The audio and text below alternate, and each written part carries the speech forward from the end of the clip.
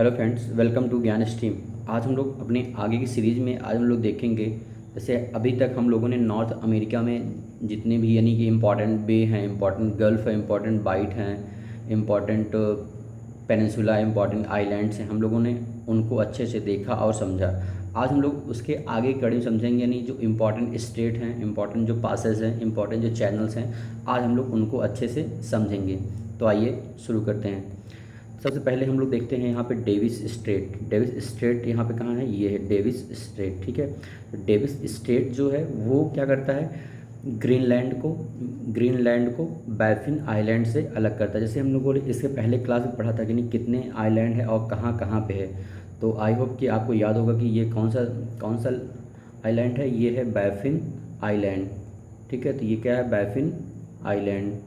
तो Davis Strait क्या करता है? डेविस स्ट्रेट बैफिन आइलैंड को ग्रीनलैंड से अलग करता है, ठीक।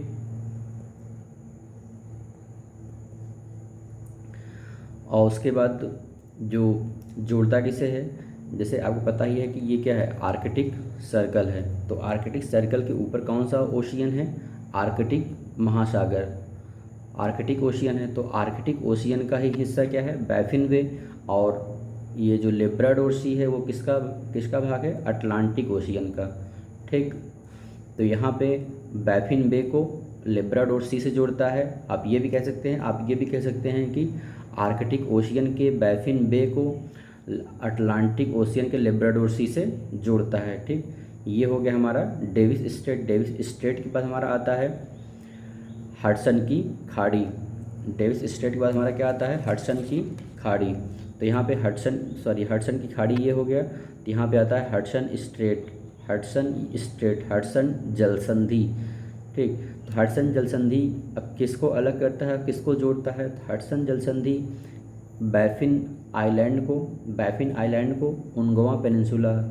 इसके पहले हम लोगों ने जितने भी पेनिनसुला और आइलैंड्स हैं हम लोगों ने सबको अच्छे से देखा और समझा था। तो ये हमारा क्या है? बैफिन आइलैंड है। और ये हमारा क्या है? उनगवा पेनिनसुला, ठीक। उनगवा प्रायद्वीप, ठीक। और ये जो हमारा हडसन स्ट्रेट है, हडसन स्ट्रेट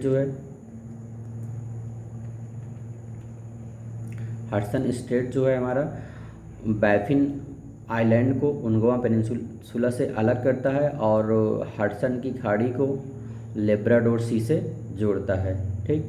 अब हम लोग इसके आगे देखेंगे स्ट्रेट ऑफ बेलिज़ले, ठीक। स्ट्रेट ऑफ बेलिज़ले जो है ये हमारा होता है, ये हम लोग बोलते हैं लेब्राडोर प्रायद्वीप बोलते हैं इसे। और इसे ये कनाडा का ही न्यू फाउंडलैंड है। कनाडा के लेब्राडोर प्रायद्वीप को न्यू फाउंडलैंड से अलग करता है और लेब्राडोर सी या अटलांटिक ओशियन को सेंट लॉरेंस की खाड़ी से जोड़ता है, ठीक। फिर उसके बाद हम लोग आते हैं, ये है फ्लोरिडा, स्टेट ऑफ फ्लोरिडा। अब ये किसको अलग करता है? स्टेट ऑफ फ्लोरिडा जो है ये फ्लोरिडा प्रायद्वीप है। फ्लोरिडा प्रायद्वीप को क्यूबा से अलग करता है और जोड़ता किसे है? गल्फ़ ऑफ मैक्सिको, मैक्सिको की खाड़ी को अटलांटिक ओशियन से जोड़ता है, ठीक। फिर उसके बाद हम लोग आगे आते हैं। आगे हम लोग देखते हैं कि युकाटान प्रायद्वीप ये है। और यहाँ पे कौन सा चैनल है? युकाटान चैनल, ठीक। तो यहाँ पे कौन सा चैनल है? युकाटान चैनल। तो युकाटान चैनल जो है वो युकाटान प्रायद्वीप को क्यूबा से अलग करता है और जोड़ता किसे है? गल्फ़ ऑफ मैक्सिको को कैरिबियन सी से जोड़ता है, ठीक।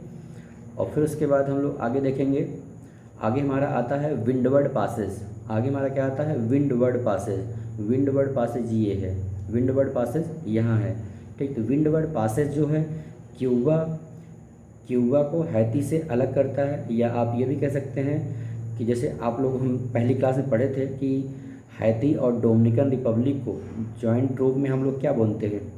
Hispaniola island. क्या बोलते हैं? Hispaniola island. आप ये भी कह सकते हैं कि जो विंडवर्ड पासेज है, जो हमारा विंडवर्ड पासेज जो है वो क्यूबा से हिस्पैनियोला आइलैंड को अलग करता है, या आप ये भी बोल सकते हैं कि क्यूबा हैती को अलग करता है। जोड़ता किसे है? अटलांटिक ओशियन को कैरेबियन सी से जोड़ता है। वैसे सभी तो हिस्सा यानी कि अटलांटिक ओशियन के ही हैं, तो अगर आप अलग भी करना चाहते हो तो यानी बोल सकते हो कि अटलांटिक ओशियन कैरेबियन सी से अलग करता है। फिर हमारा आता है मोना पासेस। मोना पासेस, तो मोना पासेस डोमिनिकन रिपब्लिक के बाद आता है, हमारा डोमिनिकन रिपब्लिक के बाद आता है, जहां हम लोगों ने देखा था कि हिस्पैनियोला आइलैंड के बाद हमारा क्या था? Puerto Rico. फिर उसके बाद लेसर एंटिल्स के पार्ट हमारे जो थे वो त्रिनाद एंड टोबैगो था। यहाँ पे जो प्यूर्टो रिको है, प्यूर्टो रिको और डोमिनिकन रिपब्लिक के बीच में हमारा क्या है? मोना पासेस। ठीक, इसके पहले हम लोगों ने आगे क्लास में देखा था। तो यहाँ पे जो मोना पासेस है, मोना पासेस हिस्पैनियोला आइलैंड को प्यूर्टो रिको से अलग करता है, आप ये भी कह सकते हैं, या आप ये भी कह सकते हैं कि डोमिनिकन रिपब्लिक को प्यूर्टो रिको से अलग करता है। और ये जो अटलांटिक ओशियन के ही एक इम्पॉर्टेंट मार्ग है। ठीक, फिर हम लोग यहाँ पे कैरिबियन सी में आते हैं। कैरिबियन सी में यानी जमैका के पास आते हैं, तो यहाँ पे जमैका चैनल है। जमैका चैनल क्या है? क्यूबा को जमैका से अलग करता है। बाकी ये कैरिबियन सी यानी अटलांटिक ओशियन का ही एक इम्पॉर्टेंट जलमार्ग है। फिर उसके बाद हम लोग यहाँ पे आते हैं, डेरियन की खाड़ी आते हैं, डेरियन खाड़ी। फिर उसके बाद यहाँ पे आते हैं जो हमारा पनामा कैनाल है। पनामा कैनाल का जो फिर हम पनामा कैनाल यानी कोलोन बंदरगाह से होते हुए हम लोग फिर यानी गटुन लेक देखते हैं। गटुन लेक जो एक प्रकार का क्या है? मानव निर्मित लेक है। ठीक, गटुन लेक क्या है? एक प्रकार का मानव निर्मित लेक है। ये इम्पॉर्टेंट है, आप इसे नोट जरूर करें। और फिर उसके बाद हम लोग आते हैं फिर पनामा सिटी। ठीक, पनामा सिटी से होते हुए फिर हम लोग कहाँ जाते हैं? यहाँ आ जाते हैं गल्फ़ ऑफ मैक्सिको। ठीक, गल्फ़ ऑफ मैक्सिको। फिर यहाँ पे हम लोगों ने देखा था कैलिफोर्निया की खाड़ी से, फिर कैलिफोर्निया प्रायद्वीप से हम लोग आते हैं। फिर हमारा अगला जो स्टेट आता है वो है हमारा जुआन डी फूका स्टेट। ये है जुआन डी फूका स्टेट, यहाँ पे है। और पनामा कैनाल ये है। ठीक, अब पनामा कैनाल जैसे अगर कहा जाए पनामा कैनाल किसे जोड़ता है, तो कैरेबियन या कह सकते हो कि आप अटलांटिक ओशियन को पैसिफिक ओशियन से जो कैनाल है ये जोड़ता है। ठीक, फिर उसके बाद हमारा आता है वैनक्यूवर आइलैंड जो हमारा है, वैनक्यूवर आइलैंड जो है वो अटलांटिक ओशियन का एक इम्पॉर्टेंट जलमार्ग है। और ये कनाडा के वैनक्यूवर आइलैंड को यूएसए से अलग करता है। ठीक, फिर उसके बाद हम लोगों ने यहाँ पे क्वीन चार्लोटो देखा था, फिर अलेक्जेंडर आर्चिपेलागो देखा था, ये अलास्का है, ये कोडी का है। फिर उसके बाद यहाँ पे एल्यूसियन है। एल्यूसियन के बाद यहाँ पे आता है हमारा बेरिंग सी यहाँ पे है हमारा बेरिंग स्ट्रेट। ठीक, तो ये हमारा क्या है? Bering strait. तो बेरिंग स्ट्रेट किसको अलग करता है, किसको जोड़ता है? बेरिंग स्ट्रेट जो है, आप जैसे ये ब्यूफोर्ट सी है, तो ब्यूफोर्ट सी किस महासागर का पार्ट है? आर्कटिक ओशियन का पार्ट है। किस महासागर का पार्ट है? आर्कटिक ओशियन का पार्ट है। और हमारा जो बेरिंग सी जो है वो किसका पार्ट है?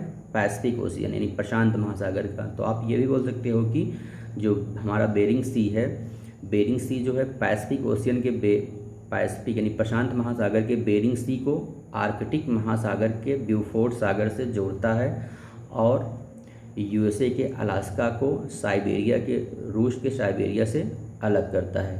ठीक, और ये जितने भी अभी तक हम लोगों ने स्टेट और पासेज और चैनल से देखा है, अब ये नीचे इसका मतलब नोट हम लोगों ने कर दिया है। आप चाहें तो इसको नोट कर सकते हैं नंबर वाइज, और इसे आउटलाइन मैप में कैसे मार्क करना है आप ये भी ध्यान रखें, जिससे आपको यानी रिवीजन करने में आसानी हो। जैसे हम अभी इसके पहले सारे स्टेट सारे चैनल्स पासेस को हम लोगों ने नंबर वाइज ऊपर नोट कर लिया है। तो यहाँ पे जैसे यहाँ पे कौन सा स्टेट है, यहाँ पे डेविस स्टेट है, तो आप ऐसे मार्क करें और इसको 1 नंबर लिख दें। यहाँ पे इसका नहीं नाम का मेंशन नहीं करना है, नाम का मेंशन करेंगे तो आपको रटना पड़ेगा। जैसे आप इसको अगर ऐसे ही नंबरिंग वाइज मार्क करके रखेंगे तो आपको यानी थोड़ा दिमाग लगाएंगे, यानी यहाँ पे कौन सा स्टेट है तो आप याद करने की कोशिश करेंगे। ठीक, तो आप इसी तरीके से करें। जैसे हमारा ये डेविस स्टेट था, फिर यहाँ पे हडसन स्टेट था, फिर यहाँ पे स्टेट ऑफ बेलिज़ले था, यहाँ पे फ्लोरिडा स्टेट था, फिर यहाँ पे विंडवर्ड पासेस था, यहाँ पे मोना पासेस, यहाँ पे यूकाटान, यहाँ पे कैनाल, पनामा कैनाल था, फिर यहाँ पे जुआन डी फूका था, फिर यहाँ पे बेरिंग स्ट्रेट है। तो इस तरीके से आप यानी कि आउटलाइन मैप में मार्क कर लीजिए और इसे नंबरिंग वाइज यानी 2, 3, 4, 5, 6, 7, 8, 9, 10। तो अब इस तरीके से यानी कि आउटलाइन मैप में यानी मार्क कर लेना है। मार्क करने के बाद आप यानी कि जब मेमोराइज़ करें, याद कर, जब यानी कि आपको रिवीजन करना हो तो आप यानी इसको सोचें यानी यहाँ पे कौन सा पासेज है। ना याद आने पे आप नोट्स में नहीं पलट के देख सकते हैं। जैसे यहाँ पे एक नंबर है, एक नंबर यहाँ पे क्या है, डेविस स्ट्रेट है, तो डेविस स्ट्रेट किसको अलग करता है, किसको जोड़ता है। इस तरीके से आप सारी चीज़ों को अच्छे से कर सकते हैं। ठीक है, तो आज के लिए इतना ही। बाकी अगर आप कुछ व्यक्तिगत सुझाव हो तो आप दे सकते हैं। ठीक, थैंक यू।